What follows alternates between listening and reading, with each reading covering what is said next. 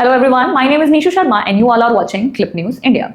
Today in this video, we will be talking about a place most people don't think about every day, Greenland. It is a massive island mostly covered in ice with a population of just around 57,000 people. Greenland was once a Danish colony.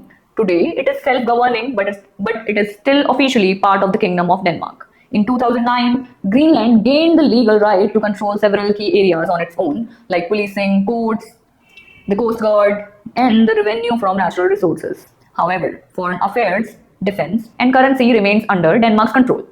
But there is a catch. Greenland's economy is very small. It depends heavily on fishing, and every year Denmark sends large subsidies to keep the system running. The annual subsidy is about 4.3 billion Danish kroner, roughly $600 to $650 million. Denmark's projected GDP for 2025 is around $49 billion. So Greenland subsidy makes up roughly 0.15% of Denmark's GDP. Now this is where the story begins and gets interesting. Look at the Greenland on a map. It sits right between Europe and North America. From a US military perspective, this location is strategic gold. Right now, the US already operates military facilities in Greenland in coordination with NATO. One of them is ANFPS 132 radar at Bidufik Space Base. This radar supports missile early warning and tracking for NORAD. It plays a critical role in detecting ballistic missiles and feeds data into US and NATO defense systems. Its primary focus, potential threats from Russia, and that's not all. Greenland is also rich in minerals, rare earth minerals. These are essential for modern technology and advanced defense systems. And the US wants to reduce its dependence on China for these materials. So Greenland is no longer just ice and snow. It's about security, power, and the future. Now, Donald Trump has been talking about Greenland for years. Back in January, he openly said Greenland should become part of the United States. He even warned that if Denmark refused, it could be seen as an unfriendly act. Trump's argument was simple and dramatic as always. He said, if you look up and down the coast, you see Russian and Chinese ships all over the place. We need Greenland for national security. We have to have it. But this claim is largely exaggerated. Most Russian and Chinese activity is concentrated in the Russian Arctic, especially along the Northern Sea route. It's mainly tied to the commercial shipping, LNG projects, and occasional joint exercises. Their presence near Greenland is extremely limited. Now, Trump is known for amplifying threats to create urgency. He often frames issues as national security crisis to strengthen his negotiating position and political messaging. He went even further. He claimed that the people of Greenland want to join the United States. He said there are only about 55,000 people there. They want to be with us. Then came the statement that caught global attention. Trump said that the US might need Greenland for the freedom of the world, and he refused to rule out the use of force. That's when tensions escalated.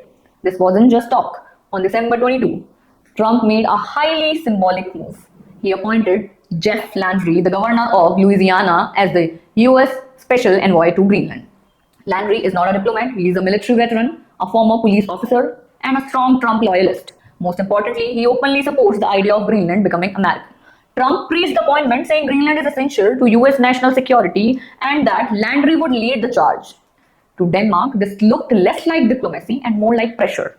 Denmark's response was immediate and angry. The Danish foreign minister called the move totally unacceptable. The US ambassador was summoned to Copenhagen for an explanation. Denmark's prime minister made the position clear.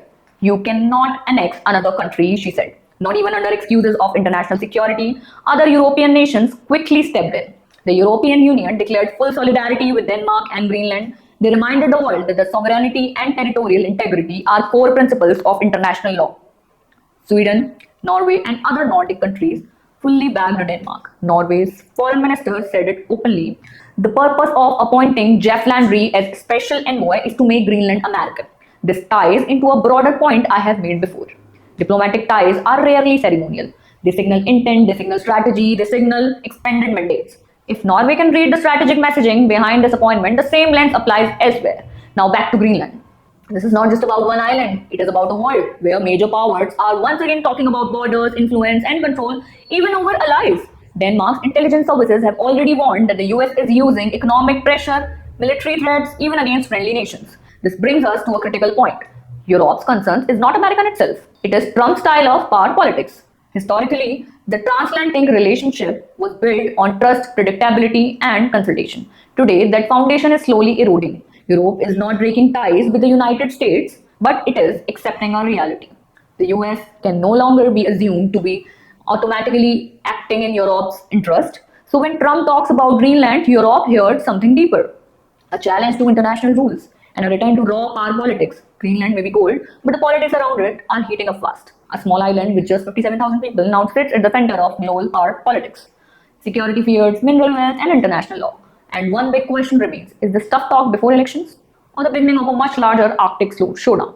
I hope you found this video informative. Thanks for watching.